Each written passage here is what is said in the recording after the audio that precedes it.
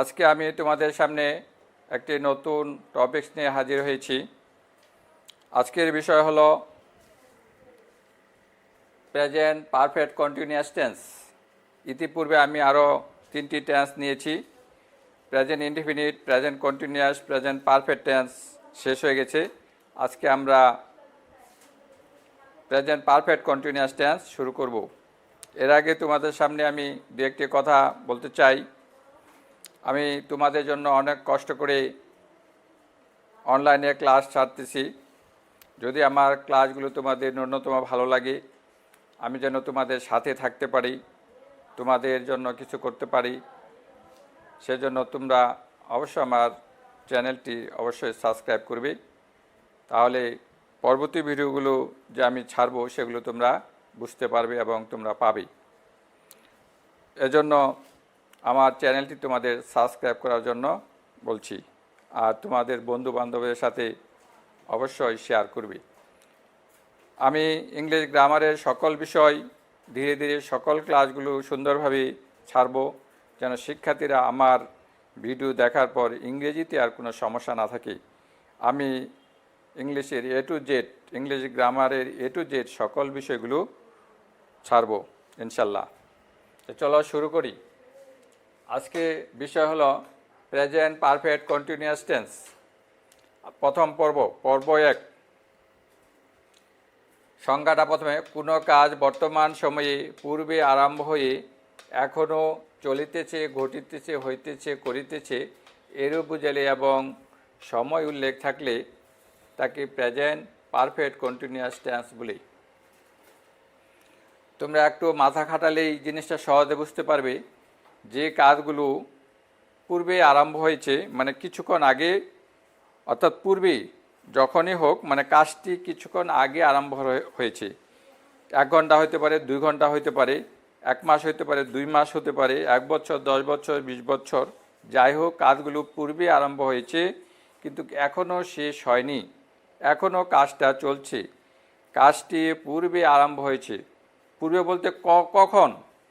সেটা 1 ঘন্টা আগে হতে পারে, 1 দিন আগে হতে পারে, 1 মাস আগে হতে পারে, 1 বছর আগে হতে পারে, 100 বছর আগে হতে পারে। যে জিনিসটি পূর্বে আরম্ভ হয়েছে কিন্তু এখনও শেষ হয়নি, কাজটি চলছে, এই ধরনের কাজগুলো প্রেজেন্ট পারফেক্ট কন্টিনিউয়াস টেন্স হবে। এখানে আরেকটা জিনিস তোমাদের ক্লিয়ার করে দেওয়া দরকার। প্রেজেন্ট কন্টিনিউয়াস টেন্স কোনগুলো? যেগুলো পূর্বে আরম্ভ হয়েছে এখনও চলছে সেগুলো present continuous tense. Present continuous আর প্রেজেন্ট পারফেক্ট কন্টিনিউয়াস টেন্সের মধ্যে তাহলে তফাৎটি কোথায়? তফাৎ হলো যে প্রেজেন্ট পারফেক্ট কন্টিনিউয়াস টেন্সে সময় উল্লেখ থাকবে। সময় উল্লেখ থাকলে তাকে প্রেজেন্ট পারফেক্ট কন্টিনিউয়াস টেন্স বলি। সময় উল্লেখ থাকলে, যেমন ধরো এখানে একটি উদাহরণ দিয়েছি আমি 1 ঘন্টা যাবৎ ভাত খাইতেছি। আমি 1 ঘন্টা যাবৎ ভাত খাইতেছি, এটা হলো প্রেজেন্ট পারফেক্ট কন্টিনিউয়াস টেন্স। এখানে যদি 1 ঘন্টা যাবৎ কথাটা না থাকে, 1 ঘন্টা যাবৎ না থাকে, যদি খালি আমনে থাকে আমি ভাত খাইতেছি, তাইলে হবে প্রেজেন্ট কন্টিনিউয়াস টেন্স।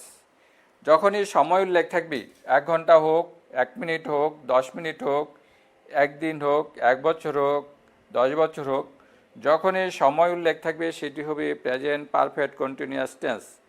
যদি এটা এভাবে থাকতো আমি ভাত খাইতেছি, তাহলে হবে present continuous tense.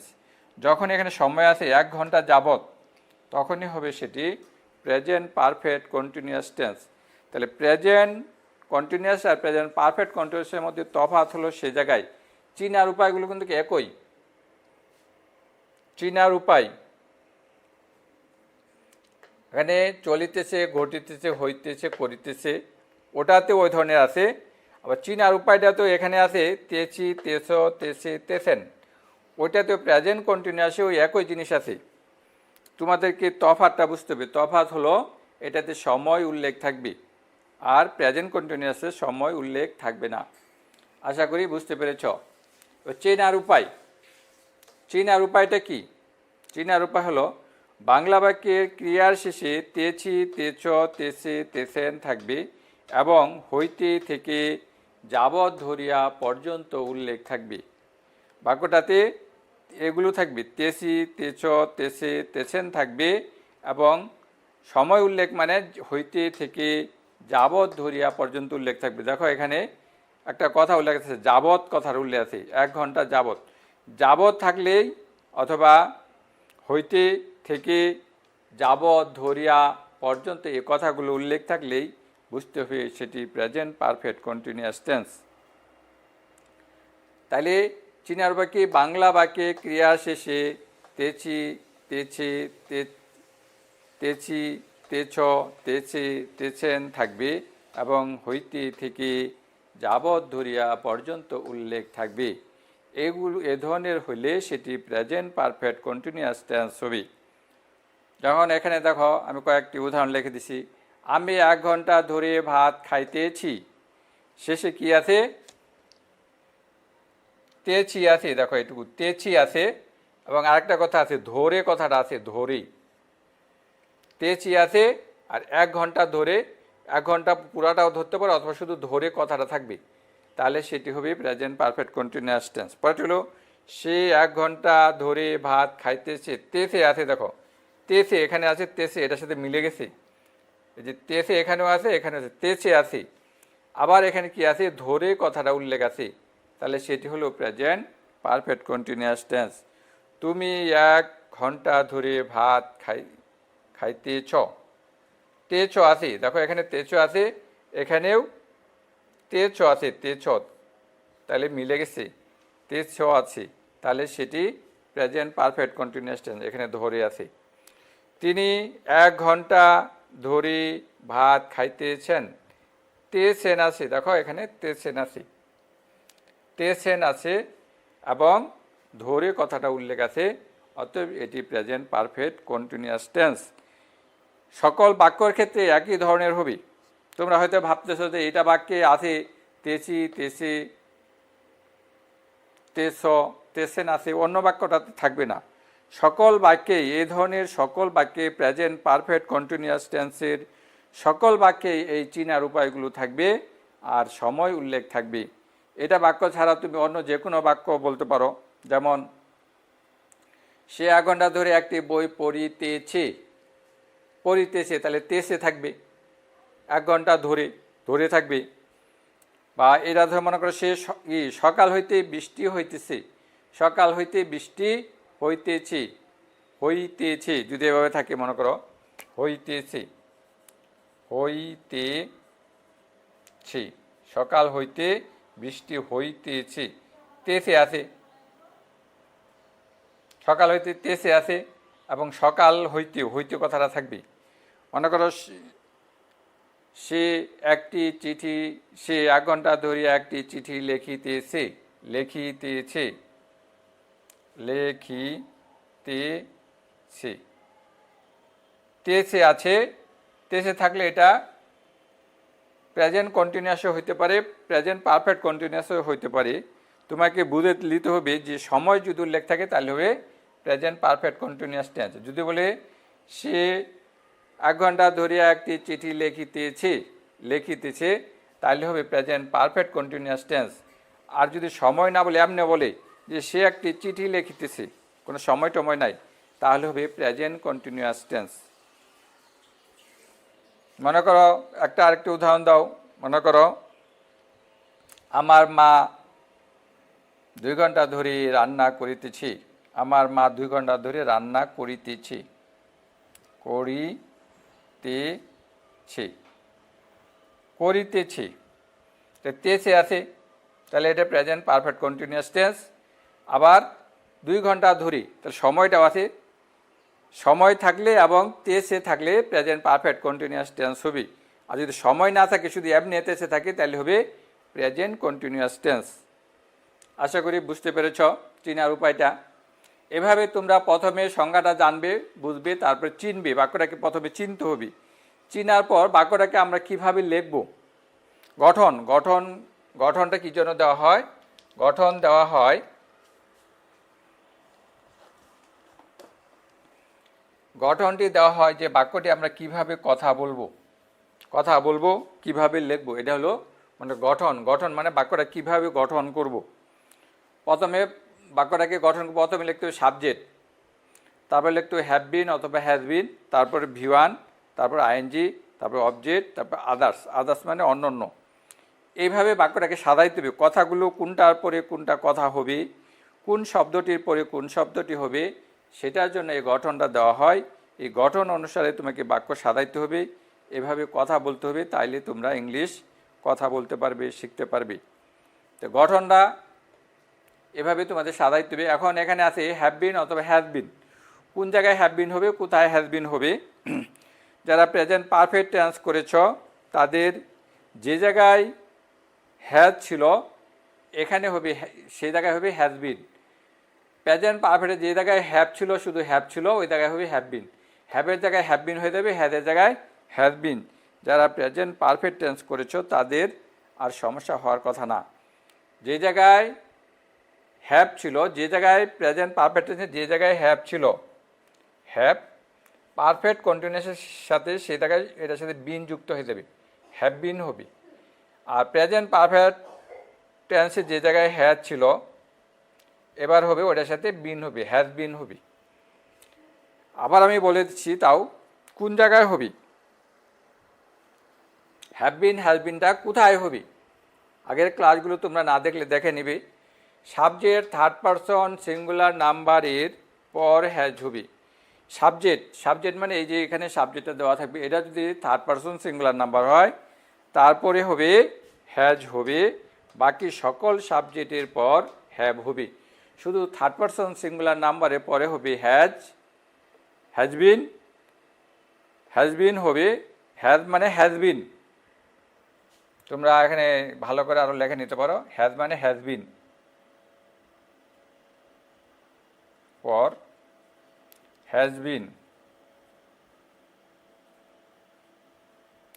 Has been হবে।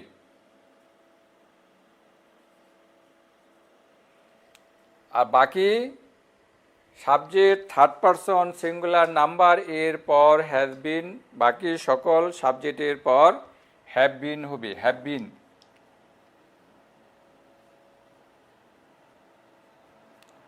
হবে। এটাও যদি তোমরা এখন থার্ড পারসন সিঙ্গুলার নাম্বার যদি তোমরা না বুঝো তাহলে সমস্যা হবে, বুঝতে সমস্যা হবে। সেই জন্য আমি এখানে আবার লিখে দিয়েছি। অর্থাৎ আই এবং উই হলো ফার্স্ট পারসন, এই দুইটার পরে হ্যাভ হবে। ইউ হলো সেকেন্ড পারসন, এটার পরেও হ্যাভ হবে। তো এই তিনটা বাদ দিয়ে বাকি যা আছে সব হলো থার্ড পারসন। যেমন হি, শি, ইট, কামাল, দি বয়, দি, এগুলো থার্ড পারসন। আরও অনেকগুলো আছে। অর্থাৎ হি হলো থার্ড পারসন, শি, ইট, কামাল মানে এখানে একটি নাম দিয়েছি, যে কোনো নাম, কামাল, জামাল, আসমা, সালমা, যত নাম আছে থার্ড পারসন হবে। দি বয় বালকটি, দি ম্যান লোকটি, তারপরে মাই ফাদার আমার বাবা, মাই মাদার আমার মা। অর্থাৎ এই তিনটা বাদ দিয়ে যত সাবজেক্ট আছে সবগুলোই থার্ড পারসন।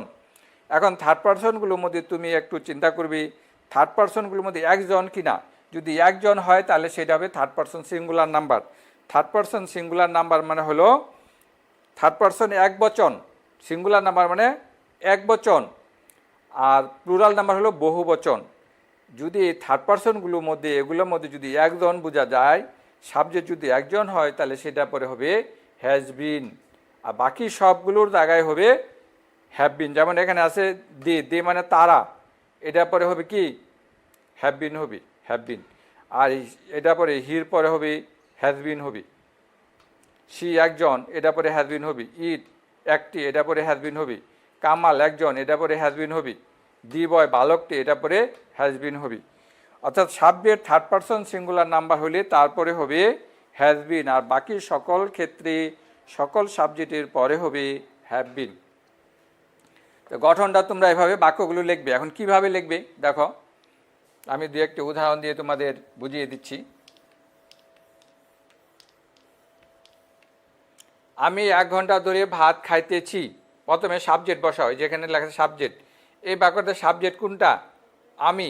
তাহলে প্রথমে আই বসাবে, আয়ের পরে কি হবে? আইটা বসায় দিলাম, সাবজেক্টটা বসায় দিলাম।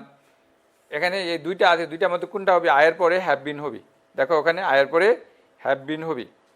এখানে তোমাদের বুঝতে সমস্যা, শুধু হ্যাভ নয়, হ্যাভ বিন, এখানে হ্যাভ বিন। আর এখানে হবে এটাও হ্যাভ বিন,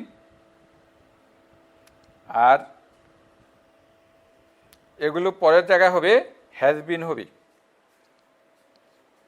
হ্যাভ বিন। তাহলে সাবজেক্ট বসাইলাম, তারপরে হ্যাভ বিন বসাই দিলাম, তারপর কি বসাই ভিওয়ান। এ বাকি ভিওয়ান মানে ক্রিয়া, খাইতেছি এটা হলো ক্রিয়াপদ, খাইতেছি। খাওয়া ইংলিশ কি? ইট। তাহলে ইট বসাইতে ভিওয়ান বসাইতে হবে ইট, ইট বসাইলাম। এটার সাথে আইএনজি যোগ করে দিতে হবে, আইএনজি যোগ করে দিলাম, ইটিং। তারপর কি অবজেক্ট, অবজেক্ট কোনটা? ভাত, রাইস, রাইস বসাইলাম। তারপরে আদার্স, আদার্স মানে বাদ থাকলো কোনটা? 1 ঘন্টা ধরে, এটা বসাই দিতে হবে, এটা হলো আদার্স। 1 ঘন্টা ধরে, 1 ঘন্টা ধরে মানে হবে for an hour, for an hour মানে 1 ঘন্টা ধরে। এখানে ফর মানে জন্য হবে না, ফর মানে হবে ধরিয়া, ধরিয়া বা ধরি, 1 ঘন্টা ধরি, ফর মানে ধরি।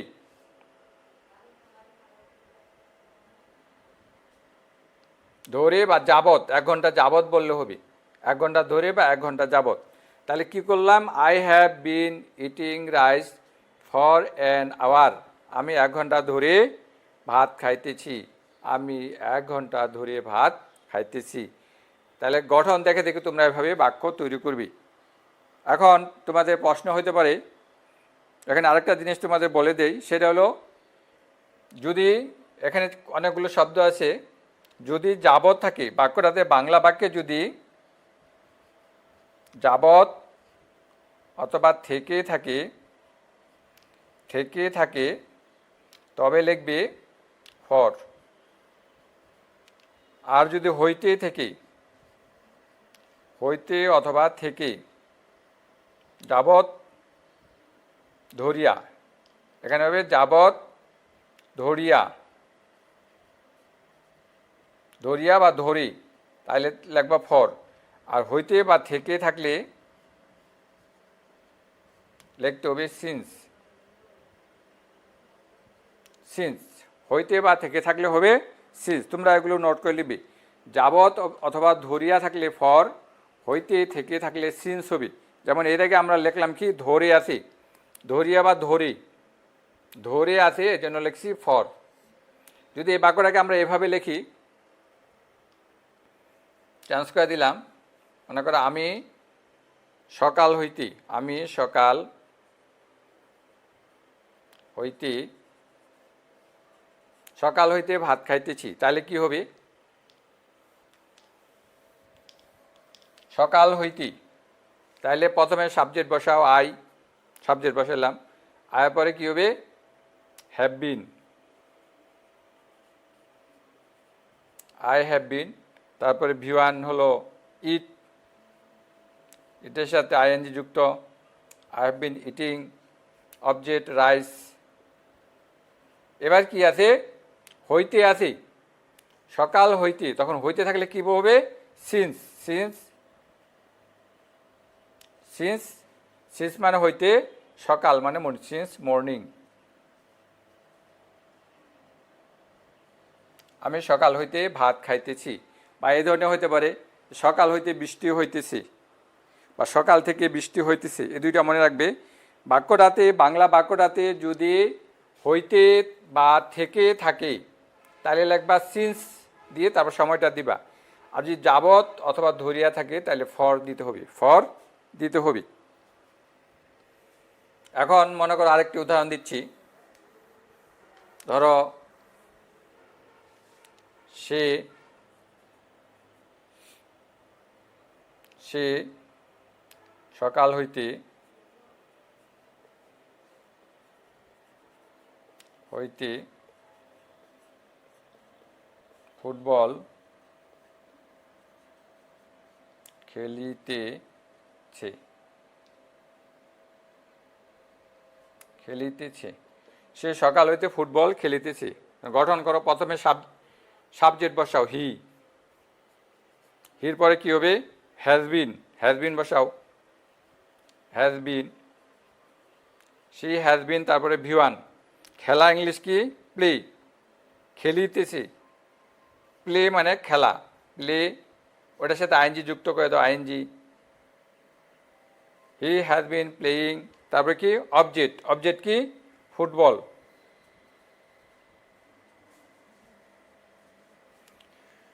হি হ্যাজ বিন প্লেয়িং ফুটবল, সে সকাল হইতে ফুটবল খেলিতেছে, এটা লিখলাম, সাবজেক্ট লিখলাম, তারপরে হ্যাজ বিন দিলাম, ভির সাথে আইএনজি যোগ করলাম, তারপর অবজেক্ট দিলাম ফুটবল। বাদ থাকলো কি?